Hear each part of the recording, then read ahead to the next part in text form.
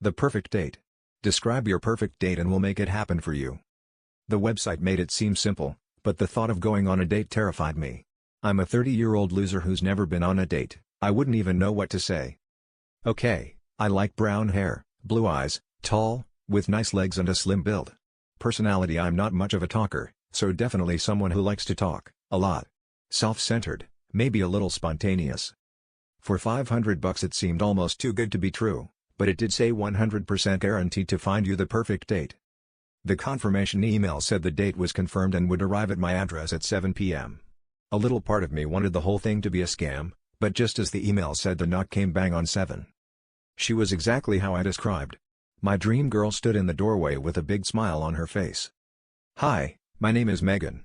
What's your name?" Before I had a chance to remember my name, she pushed past me into my apartment. "Wow, you got a really nice apartment. I really like the color. You got great taste." The whole way to the restaurant she didn't stop talking once. I didn't even get a chance to tell her my name. By the time we sat for our food, I had learned her whole life story. By the time the dessert came around, I was starting to get concerned by her little spontaneous outbursts. As we tucked into the tiramisu, she jumped up from her chair, chucked her dessert over the poor woman sitting near us and screamed, "I'm horny," before sitting back. Apart from a few strange outbursts and the non-stop chatter about how many times she could blink her eyes in an hour, I thought the date went great. It got even better when she suggested we have a shower together once we got back to my apartment. I felt like I had just won the lottery as she stripped all her clothes off.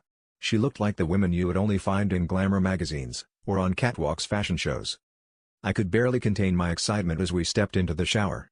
The sight of the water streaming down her back was almost too much to bear, but my excitement turned to horror as parts of her body turned to mush as I ran my hands over her. I screamed in terror as her body began to completely melt away. She continued to talk as if nothing was happening while her lips disappeared down the drain. My perfect date was now a puddle of yellow water in the shower bashing. I logged back into the website only to discover the fine print I obviously didn't think to read. Quality of dates may vary. Women made from synthetic biomaterial, please don't get wet. I knew it was too good to be true.